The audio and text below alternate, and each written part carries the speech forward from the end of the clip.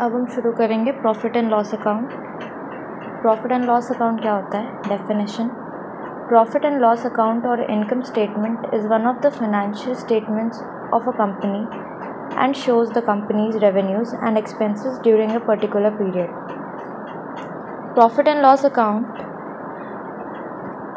इसको हम income statement भी बोलते हैं. It is one of the financial statements of the company. ये अपना कंपनी का रेवेन्यू और एक्सपेंसेस शो करता है for a particular period of time.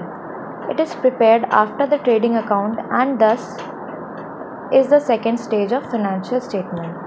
ये ट्रेडिंग अकाउंट के बाद प्रिपेयर किया जाता है और इसे second stage of financial statement भी. Important points pertaining to profit and loss account. First, the P&L account indicates how the revenues are transformed into the net income और नेट प्रॉफिट. P&L अकाउंट हमें ये बताता है कि हमारे revenues कैसे net income या नेट प्रॉफिट में ट्रांसफॉर्म हुए हैं. Profit and loss account deals with only direct expenses. Profit and loss account सिर्फ डायरेक्ट एक्सपेंसेस ही डील करता है. Prepared according to the accrual basis of accounting. Okay, P&L account हमारा accrual basis of accounting पे बनता है. Accrual basis क्या होता है? जिसमें हमारा बिजनेस ट्रांजैक्शन जब होता है हम उसे तब रिकॉर्ड करते हैं, ना कि तब जब हमारा सेटलमेंट होता है उसका पेमेंट का. The debit side expenses and loss, credit side incomes and gains.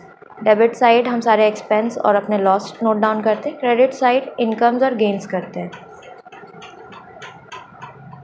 If the credit side is more than the debit side of the P&L account then it denotes net profit. अगर credit side बड़ा है net profit से तो हमारा ये profit होता है. ठीक है. अगर क्रेडिट साइड छोटा है और डेबिट साइड बड़ा है तो हमारा ये लॉस होता है. दैट इज़ नेट लॉस या net profit. Need and importance of profit and loss account. First, to ascertain the net profit or net loss, a trading account only discloses the gross profit earned, whereas the profit and loss account discloses the net profit or net loss. पहला point ये है कि हमें हमारा net profit या net loss पता चलता है P&L अकाउंट से. ट्रेडिंग अकाउंट में क्या होता है? हमें उसमें ग्रॉस प्रॉफिट पता चलता है, लेकिन प्रॉफिट एंड लॉस अकाउंट में हमें हमारा नेट प्रॉफिट या नेट लॉस पता चलता है. That is the main difference between it. Comparison with previous year's profits. The net profit of the current year can be compared with the previous year. Helps to know whether the business is being conducted efficiently or not. हम हर साल अपना profit and loss account अगर maintain करेंगे तो हमें current year को अपने previous year से कंपेयर करने में इजी होता है. विल नो कि हमारा लास्ट ईयर कितना प्रॉफिट था या लॉस था. ये सब हमें पता चल जाएगा अगर हम अपना प्रॉफिट एंड लॉस अकाउंट बनाते हैं. कंपेयर करने में इजी होता है. ये भी पता चलेगा कि बिज़नेस हमारा एफिशिएंटली वर्क कर रहा है या नहीं, कहाँ पे गलती कर रहे हैं हम लोग. Okay. Third, control on expenses. Profit and loss account helps in comparing various expenses with the expenses of the previous year. Such comparison will be helpful in taking concrete steps for controlling the unnecessary expenses. Third point जो P&L account का need importance है, it is हमें पता चल जाता है कि हम कहाँ पे अपना एक्सपेंस कर रहे हैं, ज़्यादा स्पेंड कर रहे हैं, तो हम उसको स्टॉप कर सकते हैं, कंट्रोल कर सकते हैं अननेसेसरी एक्सपेंसेस करने में. Fourth, helpful in preparation of the balance sheet. P&L account हमारी बैलेंस शीट बनाने में बहुत हेल्पफुल होता है. A balance sheet can only be prepared after ascertaining the net profit through the preparation of profit and loss account. हमारा net profit मिलेगा तभी हम अपनी बैलेंस शीट प्रिपेयर कर सकते हैं, वरना नहीं कर सकते. Items written on debit side. Debit side पे क्या लिखते हैं? ऑफिस एंड एडमिनिस्ट्रेटिव एक्सपेंसेस, जैसे कि हमारे such as salary of office employees, office rent, lighting, ये सब हमारा एडमिनिस्ट्रेटिव एक्सपेंसेस में जाएगा, जो कि एडमिनिस्ट्रेशन पर्पस के लिए होता है. Selling and distribution expenses. such as advertisement charges, commission carriage outwards, bad debts, packing charges. These are all noted on debit side. Gross loss. If trading account discloses gross loss, it is shown on the debit side.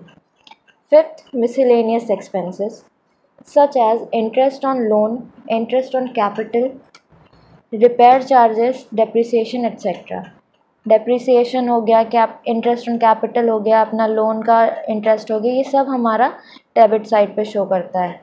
हमने already पढ़ा है debit side पे हम वो चीज़ें expenses note करते हैं, expenses and losses.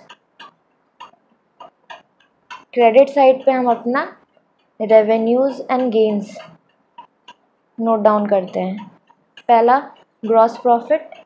The starting point of the credit side of the profit and loss account is gross profit brought down from the trading account. जो trading account में हमारा gross profit या gross loss होता है, तो पहली चीज़ जो credit side लिखते हैं वो trading account में, और trading account से जो मिला हुआ gross profit है हमें, हम वो लिखते हैं. सेकेंड है other incomes and gains. इसमें क्या होता है कि जो भी हमारे इनकम्स एंड गेन्स होते हैं वो हम क्रेडिट साइड पे नोट करते हैं. That is very simple. हमारा इनकम जैसे कि income from investments, rent receive, discount receive, commission earn, interest receive, dividend receive, ये सब हमारी इनकम्स हैं. ये सब हम अपने क्रेडिट साइड पे नोट करते हैं. ये फॉर्मेट है P&L अकाउंट का. तो पहले तो हमें ये पता है डेबिट साइड पे जो भी एंट्री करेंगे वो 2 से करेंगे, और क्रेडिट साइड पे जो भी लिखेंगे वो बाय से लिखेंगे. 2 ग्रॉस लॉस ब्रॉट डाउन, जो कि हम ट्रेडिंग अकाउंट से लाए हैं ग्रॉस लॉस, वो ये लिखते हैं. फिर salaries and wages, rent, rates, taxes, printing, stationery, postage, telegram, lighting. 2 insurance premium, 2 telephone charges, legal charges, audit fees, traveling expenses, general expenses, carriage outwards, advertisement, commission, brokerage, bad debts, export duty, packaging charges, delivery van expenses, stable expenses, discount allowed, repairs, depreciation, interest debited. Interest debited मतलब जो हमने पे किया हो interest, ठीक है वो. Bank charges, entertainment expenses, conveyance expenses, donation and charity, ये इतना लिखते हैं. फिर बैलेंसिंग फिगर में अगर हमारा लॉस हो रहा है तो इधर लिखेंगे, और सॉरी प्रॉफिट हो रहा है तो हम इधर लिखेंगे, लॉस इधर लिखेंगे. By gross profit credit side लिखते हैं. बाय रेंट फ्रॉम टेनेंट, ये भी क्रेडिट साइड. रेंट क्रेडिट मतलब रिसीव होना, वो भी हम क्रेडिट साइड लिखेंगे. Discount receive, discount credit. Commission received, commission earn, ये सब इधर लिखेंगे. इंटरेस्ट ऑन इन्वेस्टमेंट्स भी लिखेंगे. Dividend on shares, bad debts recovered, by apprentice premium, by profit on sale of assets, by income from other sources, by miscellaneous receipts. फिर जो भी balancing figure आता है अगर डेबिट साइड या क्रेडिट साइड में से, तो हमारा नेट लॉस या नेट प्रॉफिट होगा, वो हम यहाँ लिखेंगे अगर लॉस हुआ. अगर प्रॉफिट हुआ तो यहाँ लिखेंगे. This was all about today. हम हमारा प्रॉफिट एंड लॉस कर चुके हैं, ट्रेडिंग अकाउंट कर चुके हैं. जब हमारा ये दोनों हो चुका है, अब बचा क्या हमारा बैलेंस शीट. जब हम बैलेंस शीट कर लेंगे अपना, उसके बाद हम कुछ क्वेश्चंस करेंगे. So don't worry for that. Thank you everyone.